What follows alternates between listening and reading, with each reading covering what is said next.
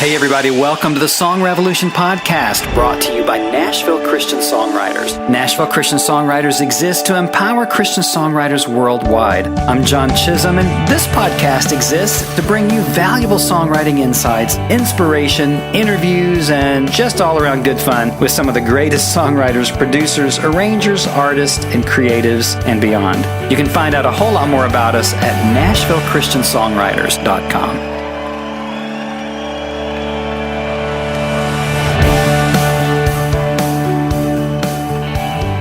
Hey everybody, John Chisholm here. Welcome back to the Song Revolution podcast, sponsored by Nashville Christian Songwriters, with today's show brought to you by Word Worship Music, which is home of many fine artists and worship leaders like Meredith Andrews, Big Daddy Weave, Francesca Battistelli, Sarah Reeves, and so many more.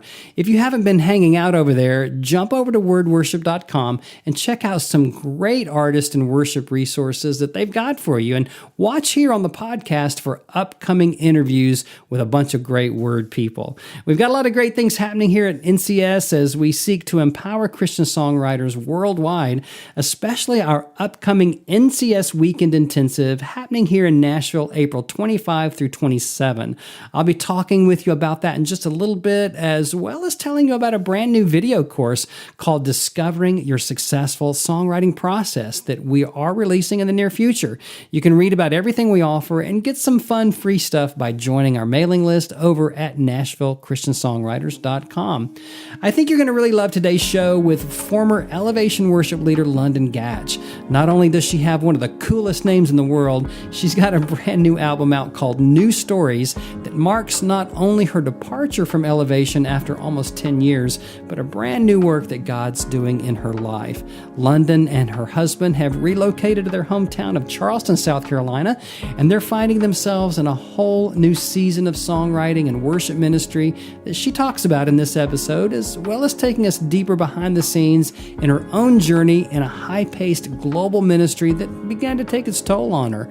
I wore a lot of hats, she says. I was one of the live creative directors, worship leaders, songwriters. I was over the vocalist and auditions, so it was a very wild, crazy ride. When London felt God calling her to something new in 2016, she didn't know that something new would lead her away from Elevation, but she trusted what God was saying to her. I felt so strongly that he was speaking to me. I'm preparing you for something new. I'm going ahead of you and I'm making the plans. I'm planning your trip and I'll send you the itinerary. London shares the joys of her new season and the pain of letting go of what was familiar to follow God's call.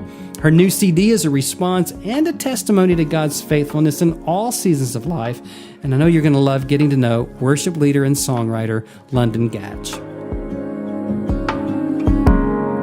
Refined by the fire, you are mending me with gold, mending me with gold, from ashes to beauty. London, thanks for joining us on the Song Revolution today. Yes, thank you for having me. So nice to connect. Now, you're over in Charleston, and I'm in Nashville, so we're kind of doing this over Zoom, but You sound great. Thank you. I am well into my 7th month of pregnancy, so if you hear any huskiness or heavy breathing, I'm really just sitting down, but I just still feel out of breath. Wait a minute. Well, you just took away my excuses, so I'm just fat. So. Oh, no. Come on. Too funny. Well, I'm so excited you're here. We're going to talk about your new debut solo album, New Stories, and some of the things that, are going into that and the release. And you've been in a lot of transition, and you've left Elevation after a decade and just, moved from a global platform, Stephen Furtick and Elevation Church and all the records and all that, to kind of on your own now. So before we get into that, I always like to just get a little bit, background, because you were at Elevation for 10 years, but is that where you basically kind of got into this whole music and worship thing, or was there something before that in your life? Or kind of just tell us the whole genesis of this for you. Yeah, so I was born and raised in Charleston, South Carolina, and and my parents were both worship leaders. Our family, we're actually Messianic Jews. We're Jewish believers, and our family. Cool. Yeah, thank you. And our family had a congregation here in Charleston, and so both my parents were leaders in our congregation and worship leaders. So I've always really grown up in ministry since, all of my formative years, since I was a little girl. We also had very, very close love and connection with Seacoast Church here in Charleston. And Seacoast is probably where I would say I started to get more serious about leading worship as a teenager. Right. Our congregation, our Messianic congregation, was amazing, and I loved growing up in it. But it was pretty small, and the youth group at times consisted of my sister and I, and maybe one other person. And so my sister and I were kind of desperate for other kids our age with similar beliefs. And so Seacoast was a really awesome place to connect with other teenagers, and they had a great youth group over there. So I got plugged in leading worship in my late teens at Seacoast. And that's actually where I met my husband, Lance, where we fell in love, we got married. And then that connection is actually what led us to Elevation. Some of the leaders from Elevation, including Stephen Furtick, came down he was a guest preacher at Seacoast, and heard me lead worship, and asked the pastor of Seacoast, Greg Surratt, he asked him his blessing to interview me for a job. They were currently praying for a female worship leader at the time for Elevation. And after we prayed about it and visited the church, Lance and I both felt that was the right move for us. So with our church's blessing, we moved up to Charlotte for 8 years, and then got pregnant with our first baby, and felt like the Lord was saying, you're entering into a new season. Something new is happening. I'm doing something fresh in you. And I thought, well, yeah, of course, I'm pregnant. I'm going to be a mom. What's more new than that? But I didn't realize until a few more months of just kind of like praying and trying to get more clarity on it. I didn't realize that what the Lord was saying was, I'm actually like calling you and Lance to step away from your season at Elevation. And so that happened in the beginning of 2017. And then we felt really strongly that the Lord was calling us back home to Charleston. So we had our little girl and moved home to Charleston, and we are back with Seacoast. The church where it all started. So kind of full circle. And it's so sweet to be back. Yeah. Oh, that's awesome. Well, before we move too much further, what was it like, your years, you probably were there. I haven't studied the entire history of Elevation, love their ministry, love Stephen Furtick, and, it's such a strong ministry, but were you there during a lot of the growth, and what was it like to lead worship on a global platform like that, television and the albums? And I'm sure, did you do touring and stuff with them? Yeah. So when I joined the staff in 2009, the church was only a couple years old, and we probably had between 2,000 and 3,000 on the weekend. And we had three campuses, 3 portable campuses. And then 8 years later, when Lance and I resigned and stepped away from that, we were up to like 15 campuses, 40,000 people on the weekend. Oh my. So yeah, we got to be a part of all of the crazy growth, all the good and the bad, the growing pains, all of the exciting stuff. And yeah, we, for the first half of our time at Elevation, as a part of Elevation Worship, we were very, very, very focused on just the church locally, growing the worship ministry locally there in Charlotte. And it wasn't until the last few years that Elevation Worship even started to tour. Started doing some conference dates here and there. And then eventually we did our first tour. And so Lance and I got to be a part of all of that. And it was incredible. I mean, just all of the hard work and the prayer and the fasting and everything that we got to do together as a staff, and then seeing the church kind of explode was definitely something that I would never trade for anything.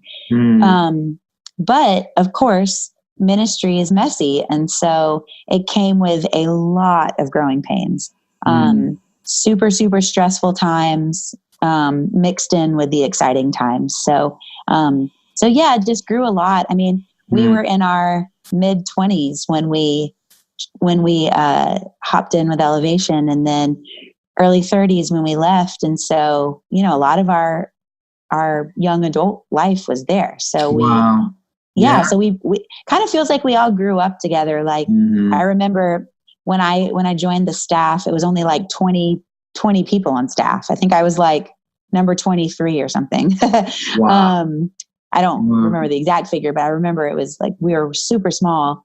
Right. And most of us were in our 20s, and then we were kind of all like newlyweds and slowly like starting families together. And so it was basically like a bunch of kids trying to run a church. Wow. And then all the pressure and the money and the exposure and the decisions. It was really, really hard. It's intense. I mean, now, in your bio, you admit that you felt by the time you left, it was 8 years on staff had led to burnout and anxiety, and that you actually felt spiritually frozen. What was that all about? I mean, so how messy it is, but I mean, you know, I mean, you're ministering for Jesus, but yet it winds up kind of feeling hard, and burnout and anxiety. That's pretty serious stuff, right?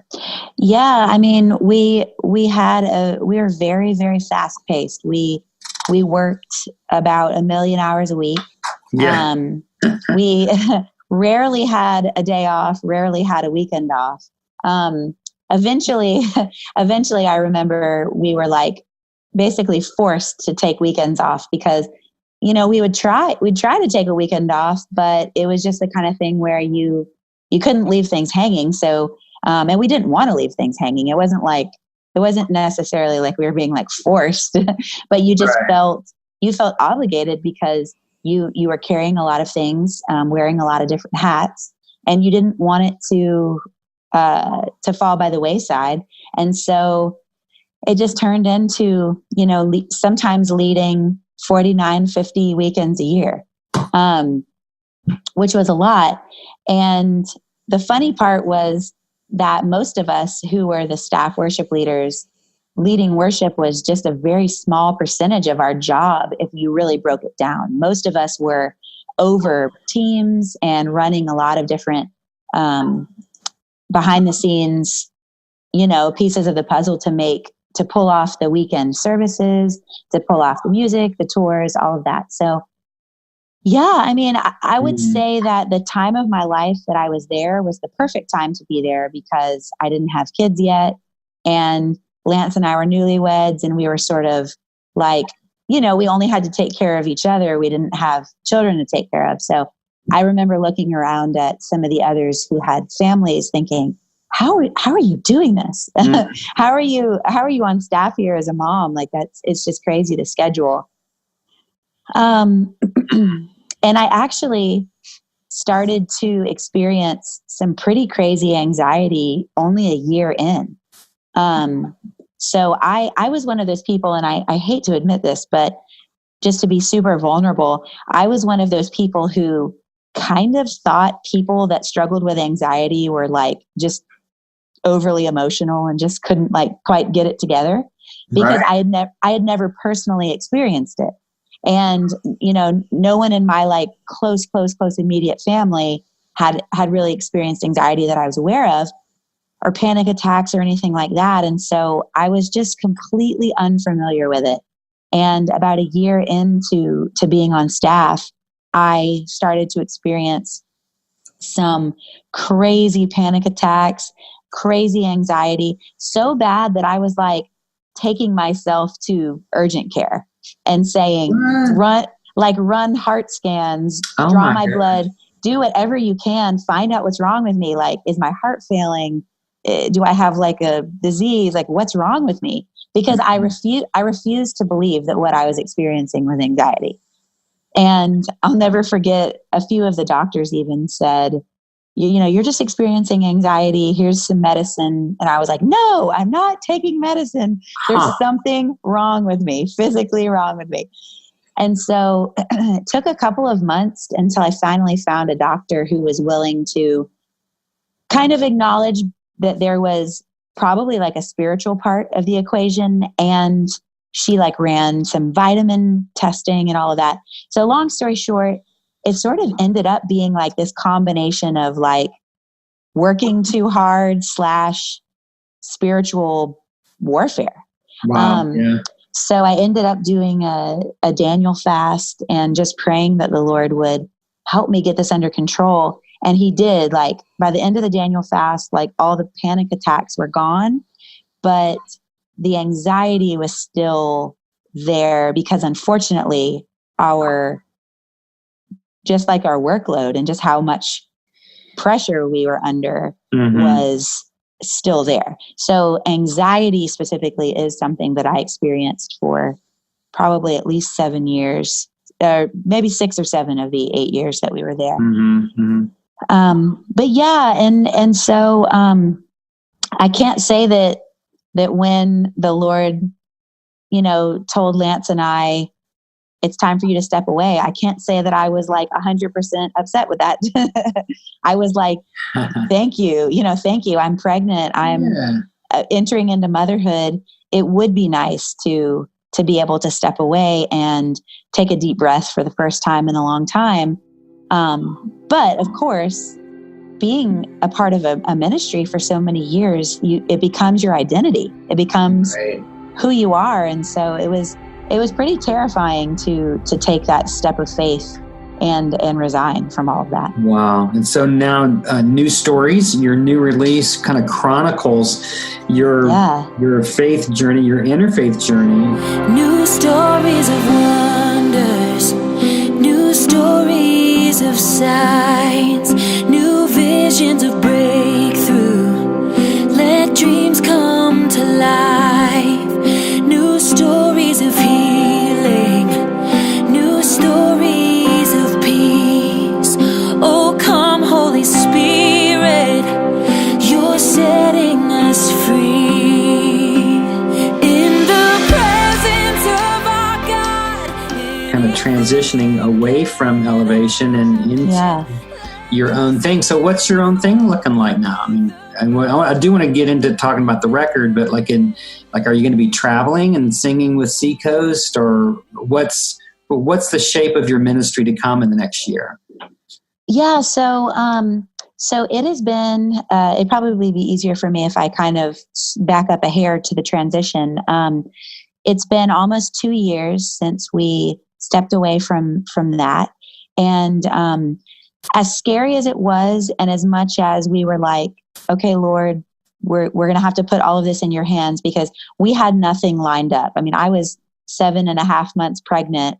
We had no jobs lined up. We had no plans at all. We literally just, on the same day, my husband and I heard the Lord say, resign. Your time's done. And so we went in, we shared the news. We said, you know, we can help with the transition though, as long as you need. We don't want to leave anybody hanging. But of course, I mean, like I said, it's kind of become a part of our identity, and like who, you know, it's the community that we are a part of for a long time. So not everybody is going to be thrilled with that decision. But in the end, you just have to be true to what the Lord is asking you to do, and just hope that some of these relationships that you formed are real and genuine enough to where they'll last. And so we still have some really great friends from that time. And then others, you know, it's been sad to lose connection with, but ever since stepping away, it's just been amazing how God has given us such a sense of peace and freedom, and really taken us back to the root of our faith. Like, what does it mean to be a child of God? What does it mean to be a daughter of a king? What does it mean to be a wife and a mom and a leader? And I feel like we've just had some really, really sweet times with God ever since. Just being able to take a step back and really take a deep breath for the first time in a long time. Wow. So we used the next few months of my pregnancy to just honestly take a deep breath, and then had our baby, brought our daughter into the world, and then talk about a wake up call, like holding our daughter in our arms and feeling for the first time, wow, this is what all parents are talking about. When you physically feel like your heart's outside of your body, I can't imagine loving something more than this little baby. And then to know that our Heavenly Father loves us infinitely more than even that it's just mind blowing. So I feel like everything, God really just ordained our steps so that we could, it was almost like he said, I'm taking you away from this season, but I'm bringing you into something even sweeter so that you can understand even deeper how much I love you. And so I just can't even describe how special those next, maybe 6 months or so were for us, of just like getting to rest and getting to become parents and spend time with our kid. And I know not everyone gets that privilege, but we are super, super thankful that we were able to have that time. Right. And then we moved back to Charleston. We plugged back in with Seacoast. Just felt like the Lord was kind of putting one little puzzle piece after the other together for us. Eventually had some conversations with record labels. We really weren't expecting that at all. I mean, we had to get to this place where we said, God, we trust you. You asked us to lay down you asked us to lay down our careers, and we did. We know you're the one that gave them to us anyways. So if you want to give us something exciting again, you will. And it's easier said than done. It was hard. It was so hard, right. and so scary. But just watching how faithful God has been, I don't know, just something that Lance and I will never forget. And so quite frankly, we were a little surprised, like, oh wait, we're going to get more opportunities to, make albums and write songs for the church. And so it's just been such a fun journey. It's so awesome. What a great transition and a surprise, from the Lord. Like, hey, okay, I'm not finished with this part of your life yet. Right. You've wound up working with some amazing people like Brian Fowler and Micah Kuiper. You've co-written Jesse Reeves and Aaron Robertson, and probably others that I'm not seeing here on the bio. But BEC has signed you, BEC Recordings. Yes. So BEC is the Christian side of Tooth and Nail. So Lance and I met with a few of the folks from BEC in probably in the fall of 2017. So not too much after our transition, maybe 6 to 8 months after. And we just immediately felt connected with what they were wanting to do. They were wanting to expand into the worship side of things, which is, that's what Lance and I feel called to do. We feel called to lead worship for the church and to write songs for the church. And in whatever capacity, whether that's a church of 10 people or people all over the world, just we want to be open-handed with the gifts that the Lord has given us. And so I just felt immediately connected with the guys at BEC, and signed on at the end of 2017. And then for the next year, wrote and recorded our first album, our first solo album. And so it has been, oh my gosh, it has been such an amazing time of creativity and as you can imagine, Elevation is there's a lot of leadership. And so, you're, as a writer, you're having to make sure that you're writing specifically for Elevation, specifically for the sound that the leaders are trying to create at Elevation. And so this for us was almost like a free pass to be like, hey, just be yourself. And that was something that I hadn't experienced in a long time. And so it was very, very freeing to get to write with a bunch of talented writers and have them actually say, what do you want to express? You know, what are the things that God's doing in your heart and in your life that you think people need to express in worship? And so for me, it was just a very, very empowering year for me. Hey, we're going to take just a quick break from the show so that we can let you in on some amazing things happening around here at Nashville Christian Songwriters. Hey guys, John Chisholm here, and I want to invite you to come hang out with me and some very special friends at the upcoming NCS Weekend Intensive. The NCS Weekend Intensive is a 3-day coaching, teaching, and networking experience where you get to come to Nashville and meet my great pro songwriter and music business friends. People like Kenneth Turner West, who's written over 30 #1 songs, and John Mays, founder and A&R director of Centricity Music, home of great artists like Lauren Daigle, Jason Gray, Johnny Diaz, Andrew Peterson, and so many more. Lifeway Worship's creative director Craig Adams will be joining us in April, as well as the premier live music producer Tom Jackson, who's worked with a bunch of amazing people like Lecrae, Shawn Mendes, Francesca Battistelli, Phillips Craig and Dean, and a budding young talent you might remember, Taylor Swift.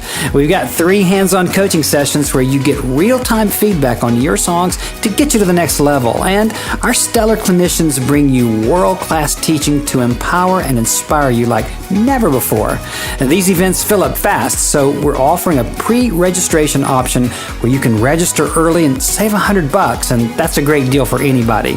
NCS Weekend Intensives are happening in April, July, and October, so you can get to the one that's right for you. Just jump over to NashvilleChristianSongwriters.com, click the Weekend Intensive link to read about it, and pre-register today. Hey, I'm looking forward to hanging out with you soon at the NCS Weekend Intensive. Well, I just hope that you'll take advantage of that and check it out. All right? We bring you good stuff here on the Song Revolution podcast. So back to our episode. I love the record. One of the things I love about doing the show is I get to review the records, that are coming out and get to know new, lovely people such as yourself. And thank you. I love your music. I love the sound of it. I love the message and the heart and everything that we're discussing about what was going on in your own heart. I can definitely see that, I hear that in the songs, right? And one of my favorite moments, you co-wrote with Josh Silverberg and Lindsay Sweat. Yes. I love this. You sing me out of my deepest grief, above the fear and above the lies. Not even for a moment have you ever left my side. You will never walk away from me. I mean, it's beautiful. The song, You Never Walk Away. I hear a love song wash over me. You sing me out of my deepest grief, above the fear and above the lies. Not even for a moment have you ever left my side.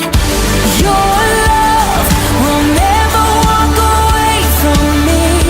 You're close, closer than the air I breathe. I think that might be one of my faves. I'm so glad. I love that. I love all of them, but that one, I don't know, that just touches me and so powerful. There's just a lot of powerful moments in here.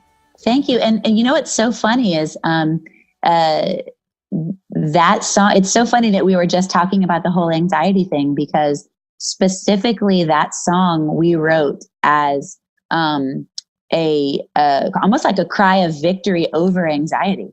Because, as I've been more open about the struggles that I've had in the past with it, so many people are struggling with anxiety. And I remember, I love Josh and Lindsay. They're both amazing people. And I remember going into this writing session and telling them, I feel so strongly that we need to write a song that people can sing over themselves and get victory over their anxiety.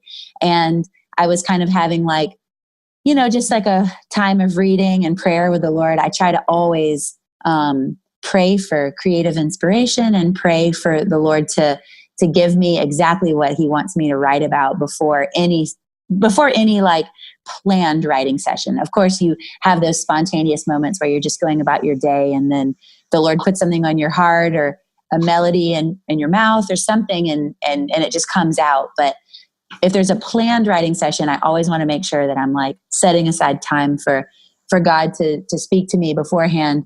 And specifically in that one, I was reading a scripture, I think it's in Isaiah, but God says, my faithful love will never walk away from you.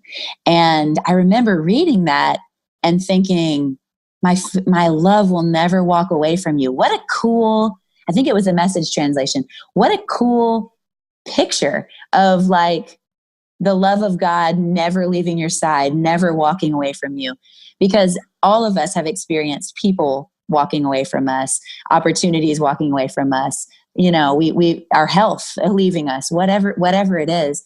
But God promises us that his love will never walk away from us. And so I brought that in and said, hey, let's write a song about this and let's make it a victory song over anxiety. And we actually ended up with like a time of praying, healing from anxiety. And it was like a really special writing session. So I'm actually so happy that you brought that up because I feel like it ties in perfectly with what we were talking about. I know, right? Yeah. Well, it definitely touches my heart, and I know it's going to touch a lot of people, and it's so helpful. I mean, songs can reach even outside of our own stories, right? Totally. So even if somebody doesn't know the background on that story, it has the power and the anointing to touch people's lives, and deliver them. I really believe that from their own anxieties, at least point them in the direction, that they need to go find help. Right. It might not be the emergency care. It might be right. It might be emergency prayer. I don't know, but exactly. I know God uses it all, and sometimes we do need meds. Sometimes we do need just some serious therapy, and sometimes we always need the prayer part of it. But I just love your vulnerability and authenticity. Oh, thank you. I think it comes through on the record it doesn't sound overproduced and like, oh my gosh, she's trying to be Elevation or trying to be anybody. She's just being herself. And I think that means so much to me. Thank you.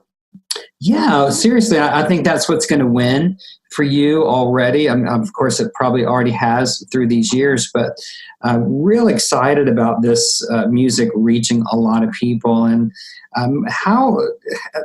back to, I'm not sure, maybe I didn't catch your answer, but are you booking a tour around this record and going to be out, or are you you're about to have a baby? So, I mean, you're grounded, you're grounded for a little while, but I mean, are you planning to be out doing this or what?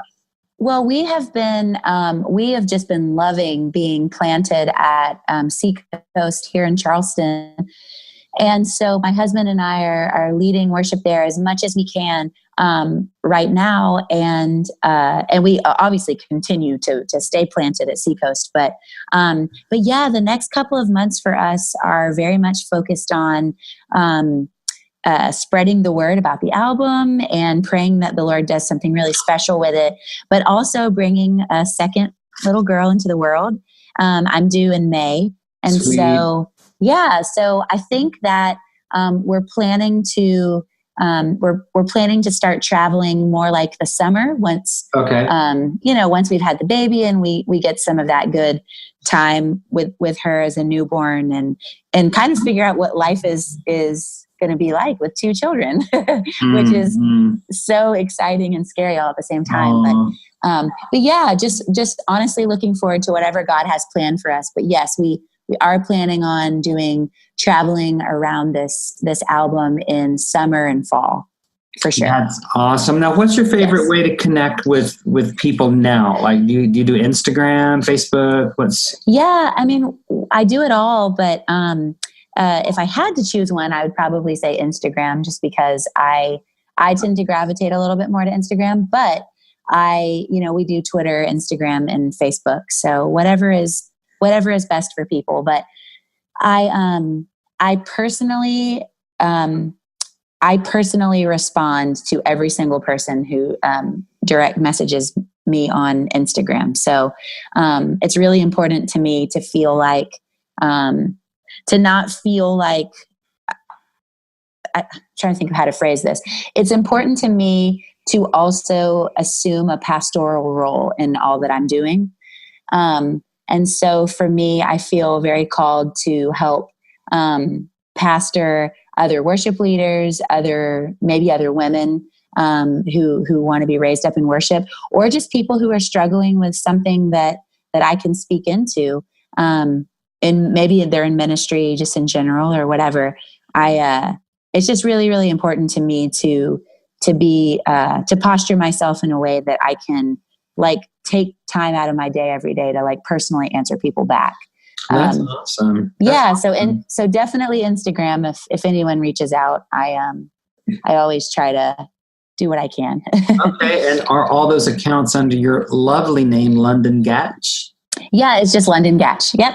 Yeah. At London Gatch. Right. Well, London, it's been a pleasure to have you on the show today. And I just want to take a moment to just thank God for his blessing on your life and on Thank you so much. delivery of your second baby and Yay. Your marriage and ministry. And, we could just go off in all kinds of directions, but we're needing to wind this down for time's sake today. But would love to have you back on the show. Maybe, I would love that. 6, 9, 12 months from now, and just kind of check in and see what's going on with you and how the Lord has blessed through these songs, through the new debut solo album, New Stories. And anybody listening, I'm telling you, if you're a worshiper, you are going to love this record. You're going to love the style. It's got some really fresh sounds on it. It's not like anything else. It's not like you're going to listen to it and go, oh, well, that's just like so-and-so. No, this is fresh. It's got the stamp of the Holy Spirit on it. London, you just sing so beautifully, and it's a very engaging experience. So I heartily recommend it. And do you have London? Is it LondonGatchMusic.com? I forgot to ask that. What's your website? It's just LondonGatch.com. All right. Yes. Well, there you go. Well, again, thanks so much. We wish you the best, and we're going to be watching what the Lord does through your ministry in the days to come. Thank you so much. All right, everybody. London Gatch. Hey, thanks for listening to the show today. I'm blown away with the encouragement and inspiration that every guest brings, and today was certainly no different. If you want even more encouragement and inspiration to take your songwriting to the next level, be sure to check out NCS membership over on our site at NashvilleChristianSongwriters.com. We're all about empowering you to become the best Christian songwriter that you can be, and NCS membership is simply the fastest and easiest way to get there. Become the songwriter that you were born to be by joining NCS membership today. I'll see you next time on the Song Revolution Podcast.